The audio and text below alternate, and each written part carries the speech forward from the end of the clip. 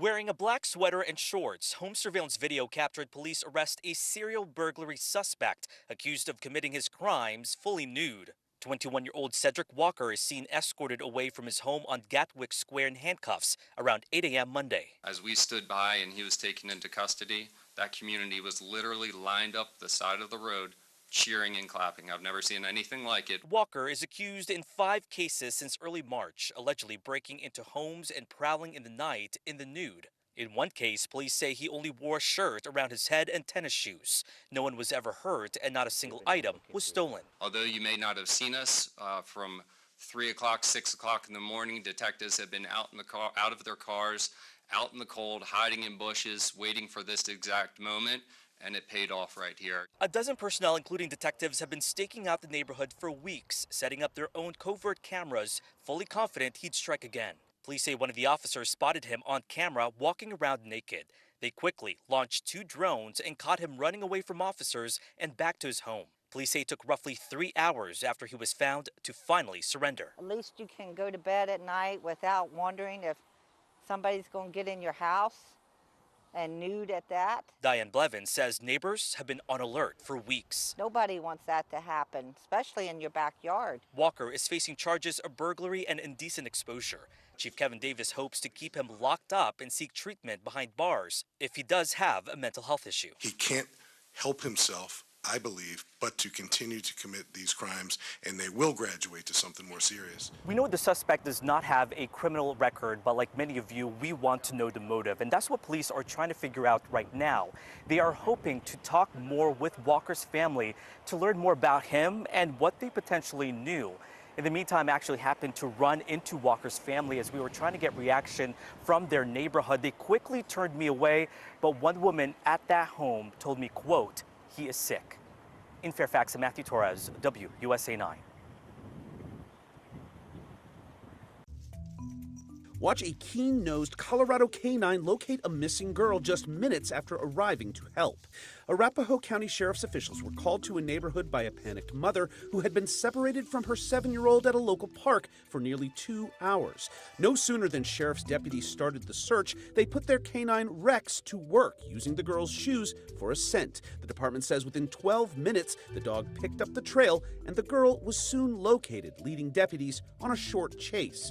She was okay, albeit a little shaken up, but was calmed down thanks again to Rex. She would like to pet Rex, who soothed the situation with some friendly puppy love. He's a nice puppy, huh?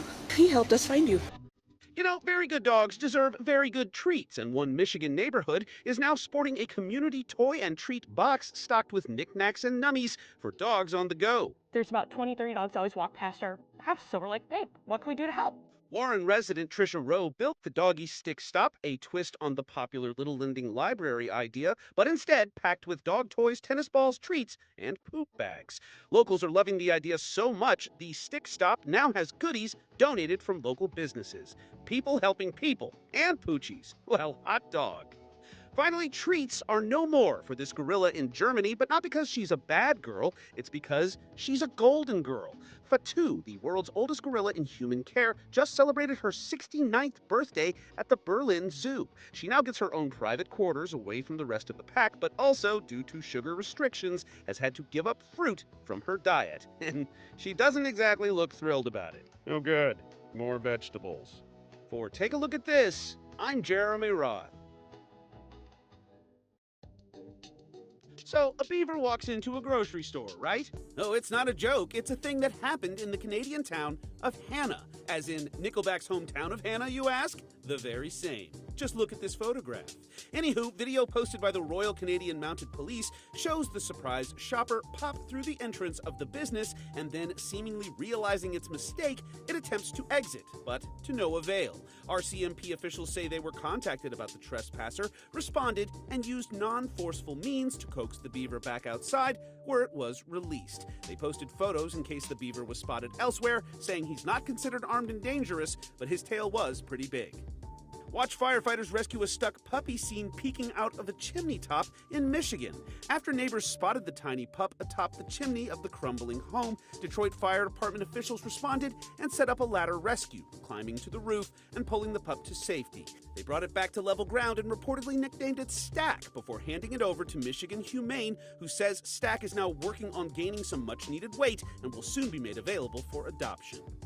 Finally, watch a group of Utah runners put the fast in fast food in an attempt to break the most fast food eateries visited in a 24-hour period. KSTU reports the group gathered and got moving in Salt Lake County, making quick stops for small bites, sampling, then scurrying to the next place. Organizers made a map so supporters could keep track of the pack in real time, and the group says they totaled 176 eateries when it was all over. The current Guinness World Record is 150 fast food restaurants, so time will tell if this group's fleet of foot fast food feet will be the new record to beat. For Take a Look at This, I'm Jeremy Roth. I would say the hardest fish I've ever caught in my life, by far. The way I did it on the jet ski, holding the rod solo, no fighting belt, I didn't have a rod holder. It was just me or the beast. Hunter Hicks is an experienced fisherman, but Easter Sunday brought with it an unforgettable experience. A 212-pound, 70-inch bluefin tuna. Worst fight of my life. Kind of like fighting Mike Tyson, but losing. It was tough. Once Hunter had wrangled the fish, he still had to tow it all the way through Oregon Inlet behind his jet ski. At that point, I was almost 10 miles offshore, and land went from this to this to this, and it was gone. And I don't have a chart plotter, GPS. What if my phone dies? You know, I know how to make it in. I'm a waterman, but still, in my mind, I was starting to get a little scared. But I knew if I would have let go of that fish, nobody would have believed me. But he did. And the moment he stepped onto the sand, it was a moment of relief, truthfully. Next thing you know it, there's 30 people on the beach wanting to take pictures of my fish. Hunter is still feeling the impact that the fight had on his body. For 2 days straight, my arm was stuck like this. It was like I had lockjaw or something. I could not open it. My back and neck hurt. I have bruises all up and down my body. But it's something that he wouldn't trade in for the world. I'm sure you wouldn't trade what this has been like or that moment for anything, huh? Never. Never, never, never, never. I just really wish somebody was with me to experience the whole adventure that we had, the fish and I.